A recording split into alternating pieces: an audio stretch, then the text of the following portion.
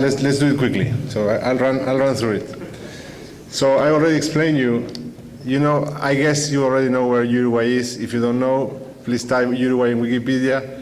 After you find Suarez and President Mujica, you can find some science. This is the work group of the International Year of Crystallography we set up in Montevideo. In that work group, there were like 3 people that were not crystallographers, and most of them, as you see, are students. So we had a very energetic young group. I was the second oldest, fortunately not the oldest. And these are the names. Some of them are my own students. Some of my own students were not in the group because they were not willing to put their time, and I understand that. So it was an effort that was made between many people. And we follow the suggestions of the International Union, set up a web page. So we set up a web page for our activities in Uruguay. Go to Facebook, and we got this Facebook page with a 2014.uy, which is our ending of the email. And also put all the information in the International Year of Crystallography web page where it was there. And just running. The activities of International Year started way before the 2014, as they started everywhere else. So we started meeting. Sorry for that, it's cut, but we started meeting in September.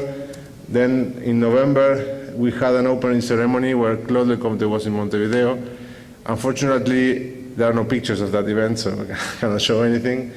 But it was during the National Chemistry meeting. We had a special session for the International Year. And then during November and December, at home there were many copper sulfate crystals, and the kitchen was all blue because we were making souvenirs and practicing what we were going to teach the students. So it was fun to make these souvenirs that many people have received in Uruguay.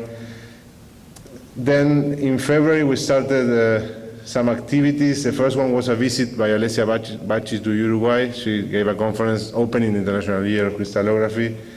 Then we had secondary school teachers coming to my lab to grow crystals, and this was kind of the preparation for the crystal growth competition, because as a crystallographer myself, I had never grown any crystals this big. I mean, what for?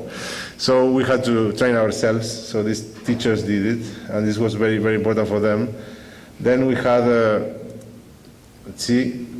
the opening of the International Year of Crystallography was, let's say, made together with the Science and Technology Week that is in May in Uruguay every year. So we had a special session. We were invited by the organizers of the Science and Technology Week just to show what crystallography was. So I gave a short talk. And then we organized an activity with like 8-year-old kids where we grew some copper sulfate figures. You see there is a heart there, and we gave away this chestnut geodas. I don't know how to say that in English, but kids were really very happy, and we played with them. It was lots of fun. Then between May and August, we started training the secondary school teachers that were going to be tutors of the competition, and also we mixed that with talks at secondary school level places or primary schools. So the whole group, these 10 people you saw there, we gave more than 50 lectures all around the country. So it was lots of fun and a big effort. And we had help from the National Education Administration to pay for bus tickets. Uruguay is small, so no planes in Uruguay. But I spent several nights on a bus traveling from one end to the other end of the country. But it was good anyway. And then during August and September, it was the crystal growth period of the contest. We made a, let's say, political error. We just requested them to get the crystals to us, not a video.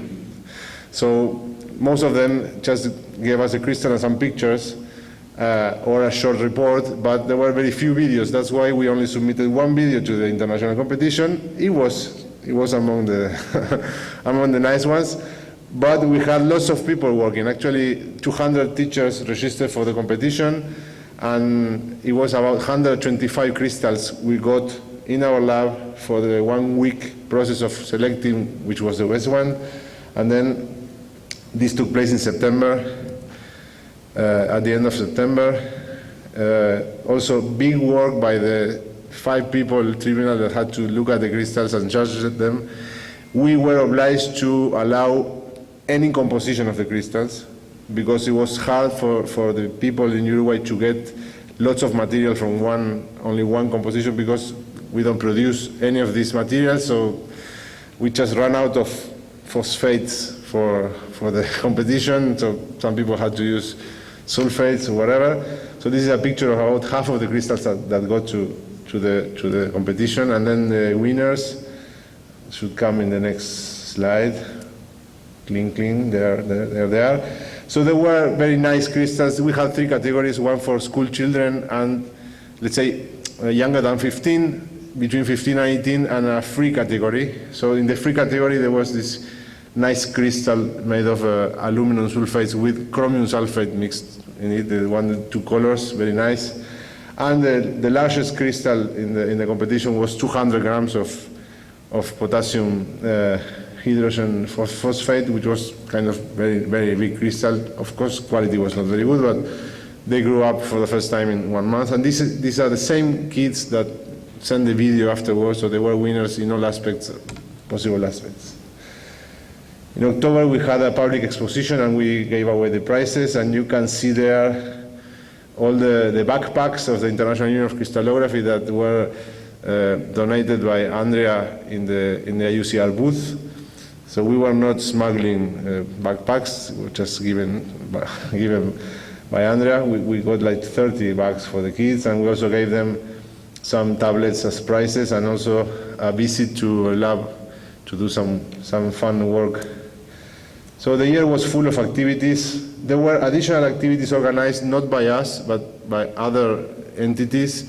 So there was during the month of July, of course, football is so important in Uruguay that we had this Cristales Celestes, which was kind of the kids at schools growing crystals to root for Uruguay.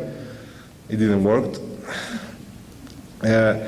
Then we had some also competition of growing crystals with the children's right of UNESCO in mind, so growing crystals around things that may kids think about the children's right. We also, UNESCO organized a prize, and this prize was given at Science Club competition that they have in Uruguay, and the prize was that we would work with the kids and do something. So they organized the prize, we worked, and we had a nice activity with kids also in our labs.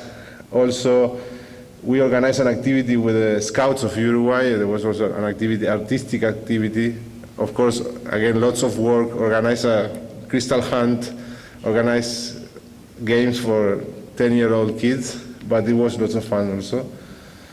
And we, as I told you, we took the kids to the chemistry school and made them prepare some compounds and take X-ray diffraction data so they would learn a little bit more about crystallography. This is a final group with you see the balloons are the balloons that the UCR provided us also. So this was a year, and now we have already launched our second crystal growth competition. We haven't requested support from the UCR yet, but since the UCR is promoting another contest, maybe we will request some support. We have